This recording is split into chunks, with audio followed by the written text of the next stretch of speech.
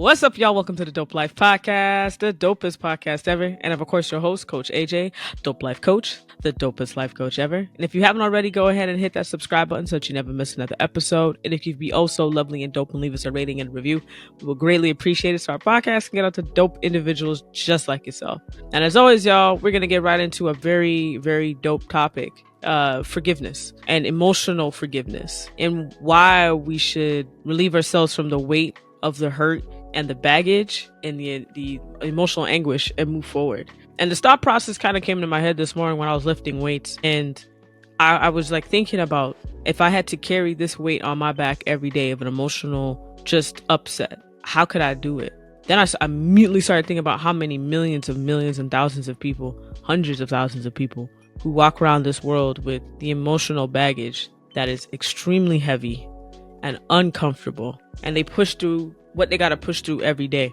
And ultimately, when I came down to the thought process was like how important forgiveness really is. Not just forgiveness for the other person, but forgiveness for ourselves for holding on to this baggage for so long. Because everybody has a sense of emotional baggage. You know, there's nobody out there that I know personally that does not have it. We all carry it. And the thing about it is it could turn into just this being disconnected and exhausted from carrying all of that and from sitting in all of that, especially depending on how long you're sitting in it, you know, and how important it is for us in this chapter of self-improvement to release ourselves from it. Because carrying on that baggage, like for those who don't even lift weight, let's just say like you were carrying something extremely heavy, like a bunch of grocery bags into your home.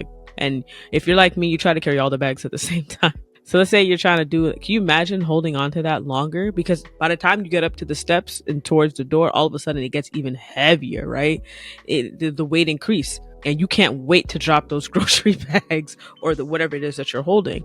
Can you imagine carrying that for days, weeks, months, years? And some of us actually carry it. But how we work through it is we just kind of tuck it away thinking, well, I don't have to deal with it for now. But the truth of the matter is you're dealing with it every day. Whether it's in the way you respond, in the way what triggers you, in the way that you even talk towards yourself and the energy you give yourself and how you address others. It comes up no matter what we may think. The reason why it's important to allow that emotional baggage go in this chapter, in any chapter, is because it can legit hold you back. Again, going back to thinking about the physical weight. If you had to hold 5 cases of water, I'm exaggerating it, but I'm trying to get the point across. If you had to hold 5 cases of water for 5 minutes, you may not even last a couple seconds because depending, it may be just too dang heavy. Now, as you're growing and you're climbing up a step or a ladder, let's say steps for now, can you imagine trying to balance all of that? Plus all the other responsibilities you have to keep out for, not hurting anyone, not trampling on anyone, make sure the water doesn't fall on anyone. This is why it's so important to allow yourself to be free from the emotional baggage. One of the reasons why I know I feared releasing the emotional baggage that I had and have, when it still comes up, is the part where I knew I had to be vulnerable. And I knew I had to unpack a part of me that I have been so comfortable storing away. And the more that I didn't allow myself to be vulnerable, the more I realized I was damaging my opportunity to be better in my life and to have the life that I've always wanted. So that fear of being vulnerable, and I know it's so tricky because you're just like, no, I'm in my little cocoon and I'm cool with it.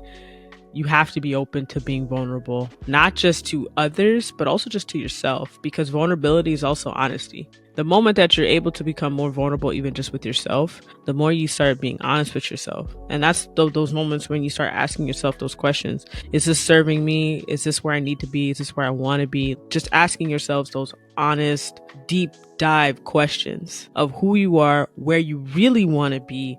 That's vulnerability. That's allowing yourself to step away from that emotional baggage and allow yourself to be vulnerable so you could become free, so you could feel lighter, and so you could also become whole again. Because the thing is, when you let go of the emotional baggage, you're allowing yourself freedom.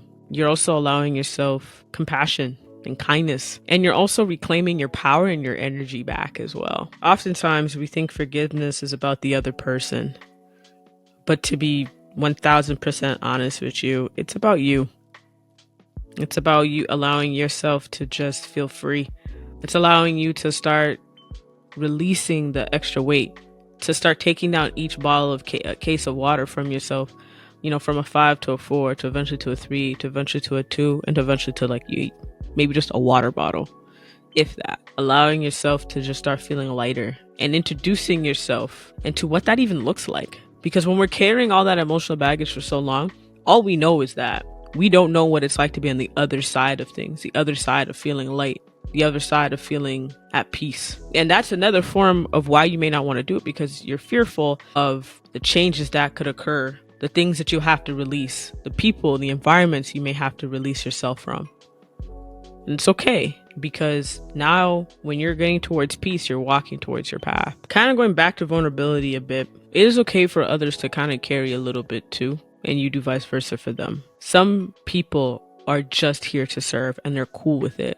Obviously, there has to be a type of agreement, but there's nothing wrong with allowing others to help you carry. That alone, when you have someone that's willing to just stand in your corner for a bit, which again is, scary because you may not be used to it. Because you're probably used to just doing it all alone all this time. When you're allowing people or a person to stand in your corner a bit, it's such a sense of relief over time, such a sense of balance over time. And that alone makes a world of difference. Because vulnerability is not weakness. That right there is strength. It is strength to be vulnerable. It takes a lot of strength to be vulnerable, especially when you're not used to opening up and asking for help. And all of a sudden you're doing it. It's a shift, but it's a shift towards the healing in your life that you need, and the shift towards healing in your life that you've probably even asked for and prayed for and manifested on. Because one thing I've learned about growth happens when you allow a community to help you. Growth happens when you allow the community to step in and stand for you and stand in your corner. Because when you ask for help, you're inviting healing into your life. And not to mention, growth happens when you allow others to be there and show up for you during your healing process. So a few tips that I can give you to work through unloading your own emotional baggage. First things first, seek help. There's power in it. Once you seek help and you start working through your journey, start journaling out and writing out your thoughts of how the conversations are going, how your healing process is going, how you're feeling, your emotions. The whole point is to no longer have to carry it, is to let it out.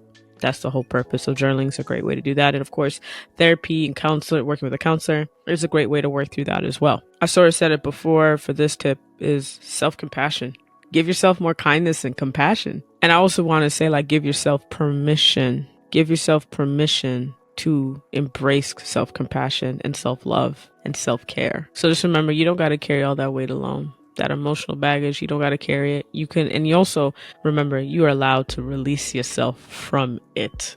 You deserve to be lighter. You deserve to heal, move forward into the lighter and brighter version of you. And you deserve all the kindness that you need and require. I would love to hear from you in the comments. Go ahead and type in some of the stuff that you're willing to let go of, because we don't need to carry this into the new year at all anymore.